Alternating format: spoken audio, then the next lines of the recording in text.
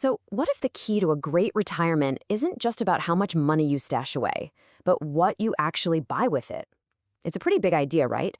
But it's exactly what we're diving into today. We're going to pull back the curtain on these hidden asset traps that can completely wreck your financial plans, and we'll reveal the playbook that wealthy retirees use to avoid them. All right, let's just jump right in.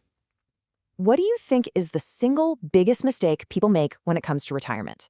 You know, not saving enough? Starting too late? Yeah, those are huge, for sure. But the source material for this explainer suggests that the most critical error might be something you've never even considered. And there it is. The central idea here is that a tough retirement often isn't just because of a small nest egg. It's because people were sold the wrong kind of assets. It really flips the script, doesn't it? The quality of what you own can actually be way more important than the quantity of your savings. So here's how we're going to break it all down. First, we'll look at the retirement asset gap, this big difference in mindset.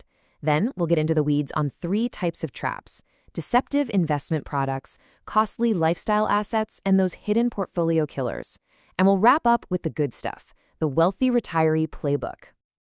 Okay, let's start with this idea of the retirement asset gap. And look, this isn't just about who has more money. It's about a fundamentally different way of thinking about building and protecting your wealth. Now, this is fascinating. What this shows us is a total mindset shift. You see, struggling retirees are often playing offense. They're out there buying products and assets that are pitched to them as the perfect solution. But wealthy retirees, they play defense first. They know that the most important thing you can do is avoid the stuff that actively destroys your wealth. It's about what you don't buy. All right, let's get into our first category of these traps: deceptive investment products. These are the things that are sold with these wonderful promises of safety and security, but they've usually got a nasty surprise buried in all that fine print. First on the list, high-fee annuities. I mean, who doesn't love the sound of guaranteed income for life? It's so tempting, especially when you're planning for retirement. But the reality is, these products are often packed with huge fees, really complicated rules, and returns that can barely even keep up with inflation. And this quote just nails the biggest issue. You have these things called surrender charges and limited liquidity. All that really means is your money gets locked up, and if you need to get it out, say for an emergency, you're going to pay a massive penalty. That lack of flexibility is a killer in retirement, when life can be unpredictable. Okay, trap number 2 is whole life insurance that's sold as an investment. Now look, it has its place for very specific estate planning stuff, but it's often pushed on older adults as a way to save for retirement. The problem? It can take decades, literally decades, to build any real value.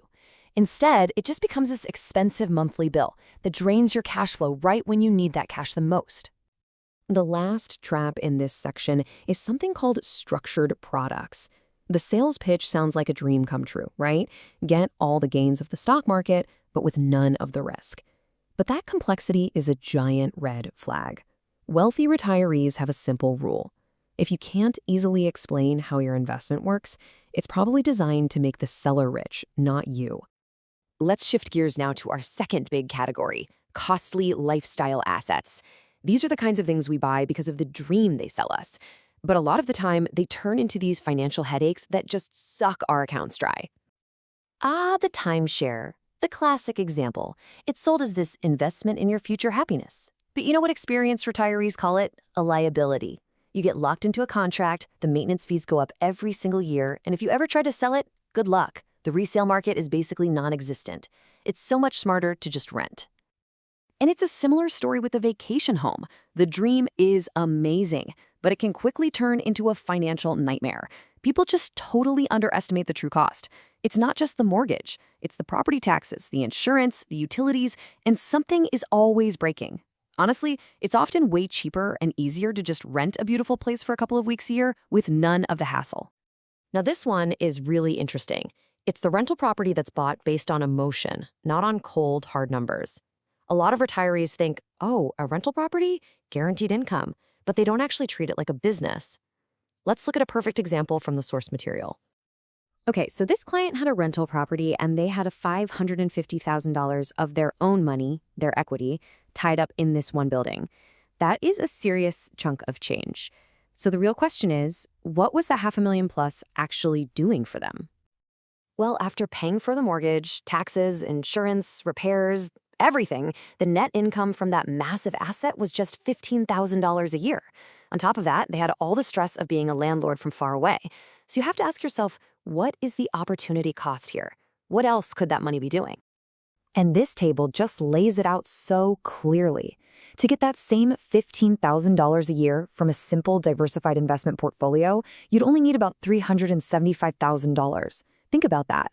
By selling the property, this person could have taken out a ton of cash, still made the same income, and had absolutely zero of the headaches. That's making a business decision, not an emotional one. So we've covered the deceptive products you might get sold and the lifestyle assets you might go out and buy.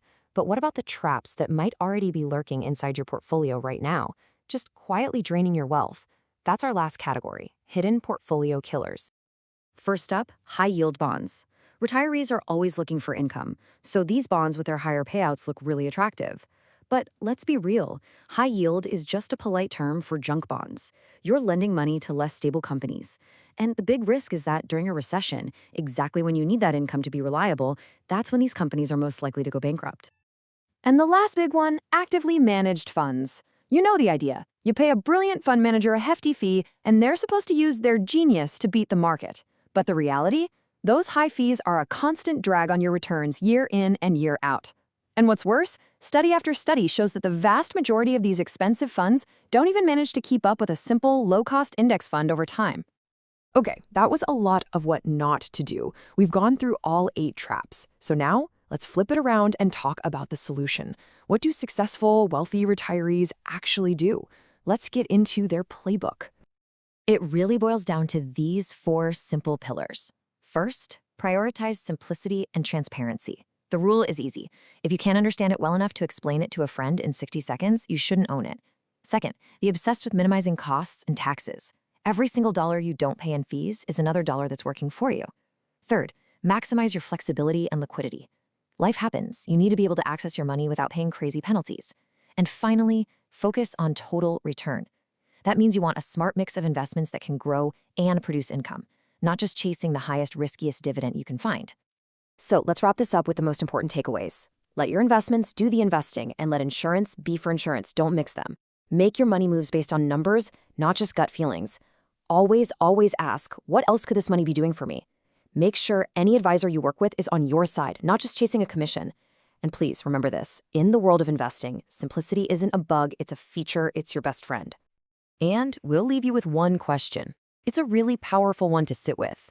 After everything we've talked about, take a really honest look at your own portfolio, at your own assets, and ask yourself, is this portfolio truly set up for my success, or is it set up to make someone else rich off fees and commissions? The answer to that question, well, it could change everything for you.